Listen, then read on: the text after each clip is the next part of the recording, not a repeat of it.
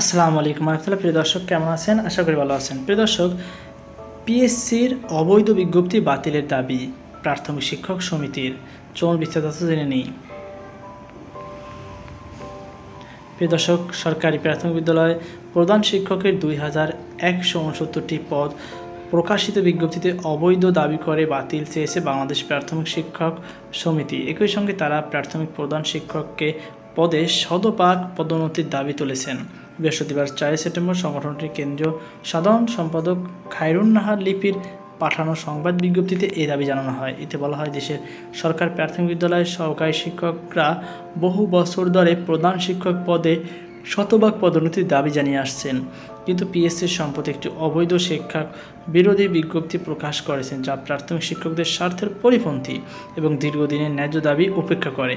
বিজ্ঞপ্তিতে আরও উল্লেখ করা হয়, বাংলাদেশ প্রাথমিক শিক্ষক সমিতি স্পষ্টভাবে জানাচ্ছে যে প্রধান শিক্ষক পদে শতভাগ পদোন্নতি ছাড়া অন্য কোনো প্রক্রিয়া গ্রহণযোগ্য নয়। পিএসসির অবৈধ বিজ্ঞপ্তি অবিলম্বে বাতিল করতে হবে এবং প্রাথমিক শিক্ষকদের অধিকার নিয়ে কোনো প্রকার তামাশা আর সহ্য করা হবে না। এদিকে এই দাবির পরিপ্রেক্ষিতে বৃহস্পতিবার বিকেল 3:30টায় রাজধানীর আগারগাঁও সরকারি কর্ম কমিশন, পিএসসি ও সচিবালয় প্রাঙ্গণে প্রাথমিক শিক্ষক সমিতি মানববন্ধন করবে।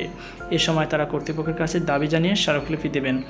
গত 31শে আগস্ট সরকারি প্রাথমিক বিদ্যালয় প্রধান শিক্ষক নিয়োগের বড় বিজ্ঞপ্তি প্রকাশ করা হয়। সরকারি কর্ম কমিশন মোট 2169টি পদের জন্য এই বিজ্ঞপ্তি প্রকাশ করে। বিজ্ঞপ্তি অনুসারে প্রশিক্ষণপ্রাপ্তদের জন্য 11তম গ্রেড এবং প্রশিক্ষণবিহীন প্রার্থীদের জন্য 12তম গ্রেড নির্ধারণ করা হয়েছে। জাতীয় বেতন স্কেল 2015 অনুযায়ী এই গ্রেড নির্ধারণ করা হয়েছে। তো প্রিয় দর্শক, এই ছিল আমাদের সর্বশেষ আপডেট। সকল বাধা আজকে পর্যন্ত। আল্লাহ হাফেজ।